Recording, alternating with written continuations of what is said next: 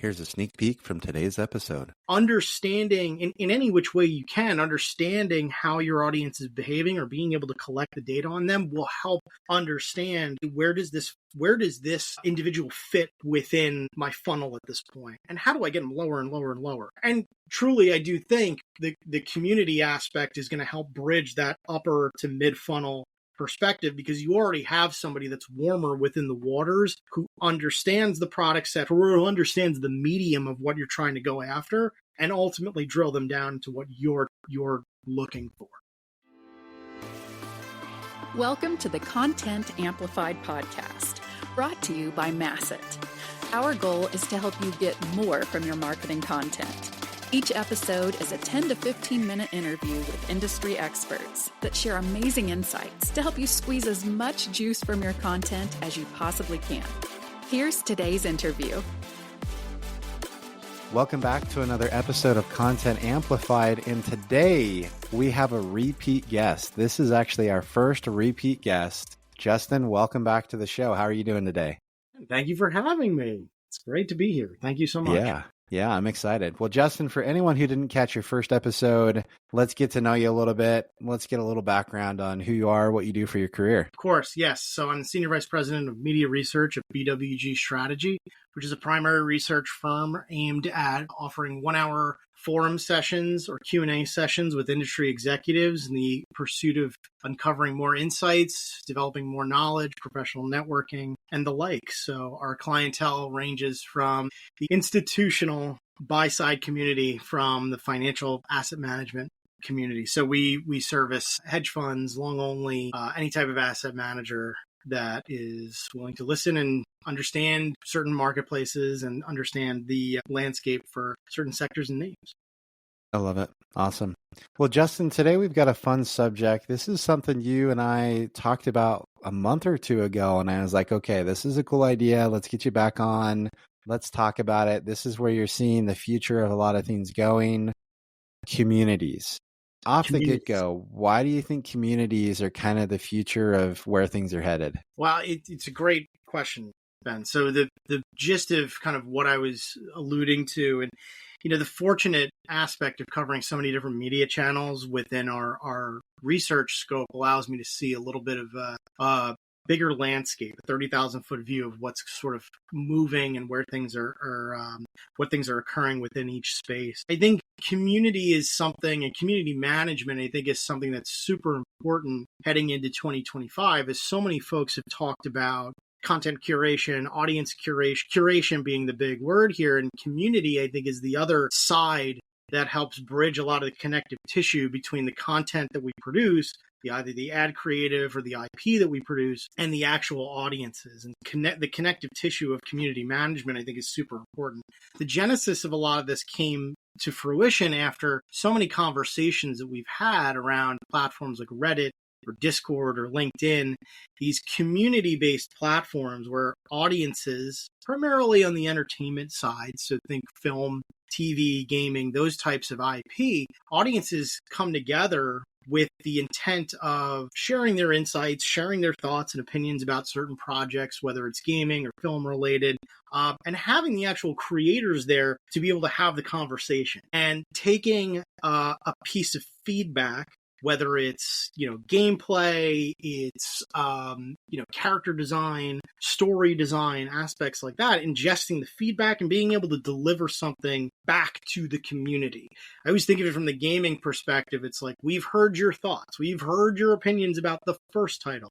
This is what we did to help shape the second title and how things will progress and be better and easier to play and, quite frankly, just more fun. Even so, from a film and TV perspective, right? Like, oh, we love that character, et cetera, et cetera. Then, lo and behold, they create a whole series based on that certain character or something along those lines. So when you think about communities, they dictate a lot of sort of their own fandom, where their viewership and their play habits start to trend, and developers and studios and creators either respond in tow or use those ideas to create something entirely new and valuable. I think that's really important. And I think that those types of transferable aspects of community management will bridge into this entirely different type of medium where brands, whether it's CPG, anything outside of IP management, right, will start to latch on to this and use it to help create a better audience or curate a better audience for their own product to help drive conversion or help drive returns and aspects like that. Platforms are going to help facilitate a lot of this good activity there. And I'll pause just in case there's any questions, Ben, but happy to jump in with that. Yeah, no, and I love this concept. I think there's so much to unpack here. So for anyone who's on the brand side of things, saying, okay, yeah, there are communities out there. What are your recommendations for them to take advantage of the communities, understanding, how do they engage? How do they listen? How do they respond? What are some pieces of advice there? I think one of the best ways, and one of the ways that I heard about it was really interesting, very speaks to my heart as like a comic book fan, but it's the hero's journey.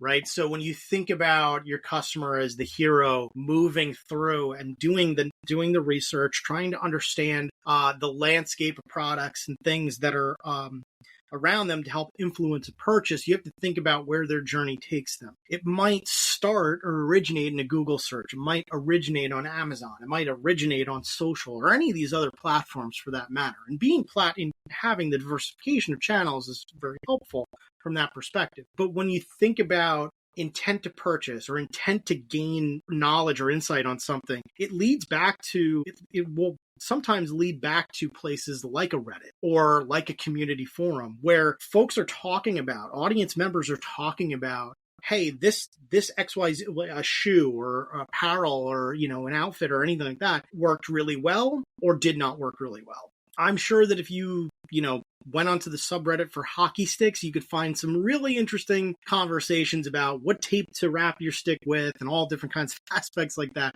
There's communities upon communities that really help uncover the best for other members. And I think that's something to keep in mind is when you think about the hero's journey and what they're ultimately trying to do is they're trying to understand whether or not the value of their purchase is going to make sense for what they're trying to go after.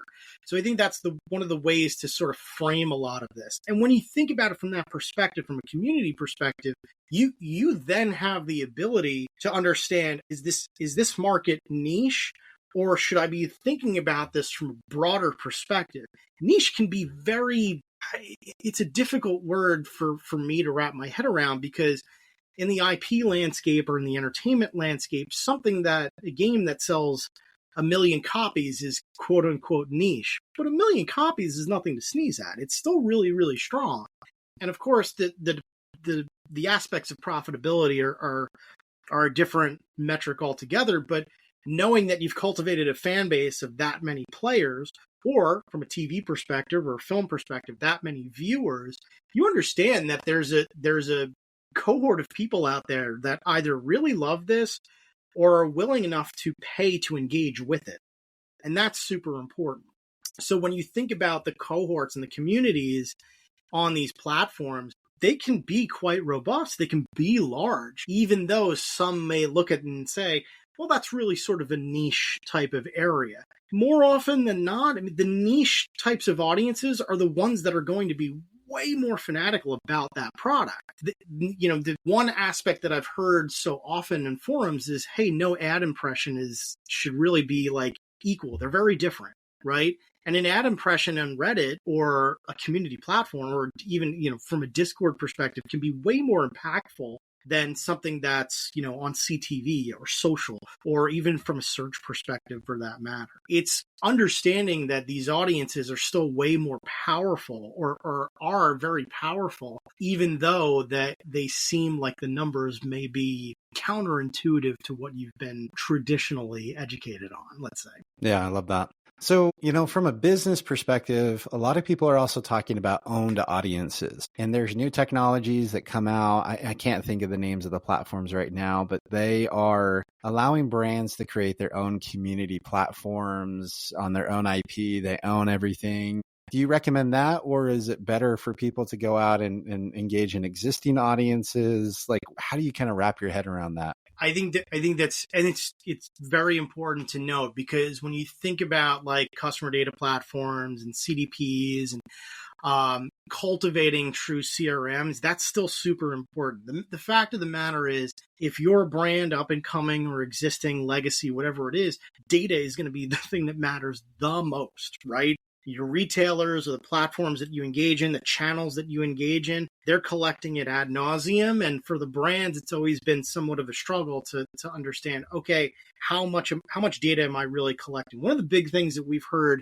over the past year, kind of a little bit of a 24 recap here, but over the past year was, hey, what can you do from like a zero party data perspective to collect as much information on customers as you can? And that's super important, because brands then have some actionable value to be able to advertise against, or push loyalty, or push any kind of anything that would equate to like true lift. So it's important in any which way, and definitely do your homework on whether or not like a CDP is right for you, or any type of tooling set is right for you to help cultivate the audience. But understanding in any which way you can, understanding how your audience is behaving or being able to collect the data on them will help understand where does this individual fit within my funnel at this point, and how do I get them lower and lower and lower. And truly, I do think the community aspect is going to help bridge that upper to mid funnel perspective, because you already have somebody that's warmer within the waters, who understands the product set, who understands the medium of what you're trying to go after,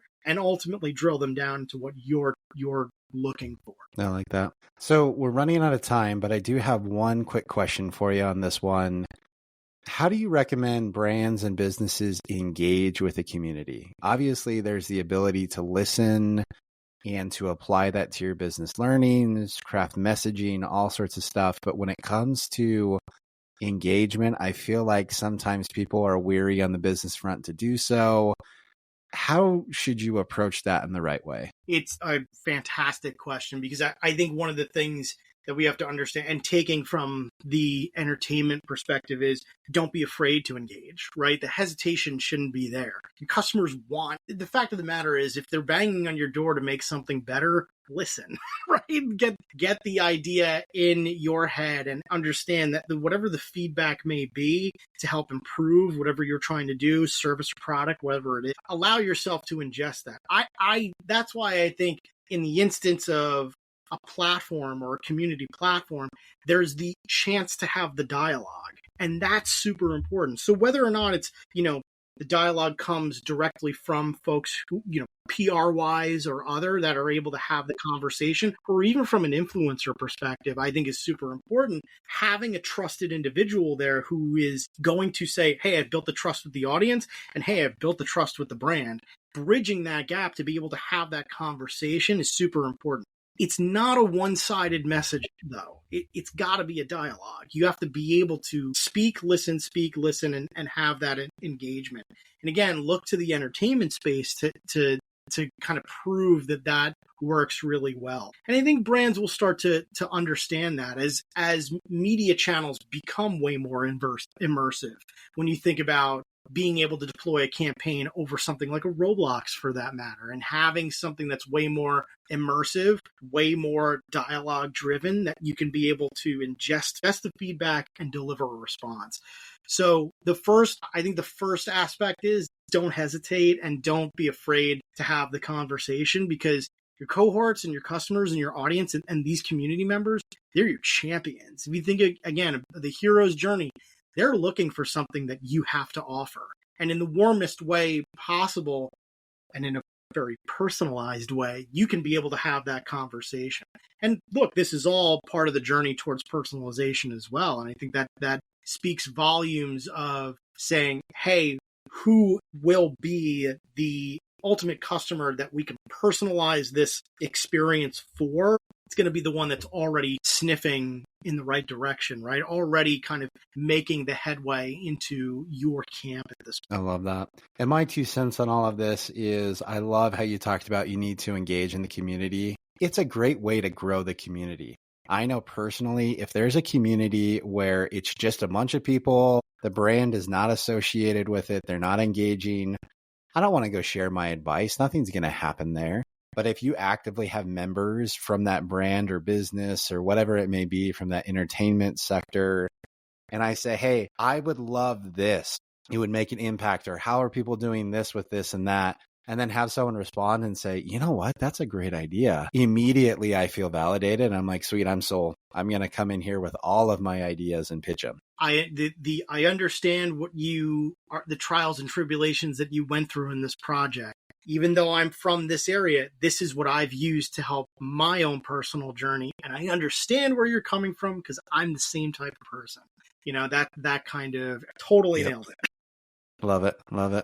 Well, Justin, this has been amazing. I love the information you shared about communities. I agree. I think there's going to be a lot of communities moving forward that people are going to need to participate in and really pay attention to and have a big part of their strategy. If anyone wants to reach out and connect with you online, how and where can they find you? On LinkedIn is basically the only way at this point. I'm Justin Taylor Ruiss on LinkedIn. So RUISS. So feel free to reach out, send me a connect, engage. I'm happy to help on any of those fronts. And if you're looking to join our forums or be part of our forums, you can also reach out to me as well, and we'll get you set up on that front. So yeah, feel free to. I love it. Anyone listening, all of Justin's information will be in the show notes to make it easy to find him. Justin, again, thanks for the time and insights today. Thanks, Ben.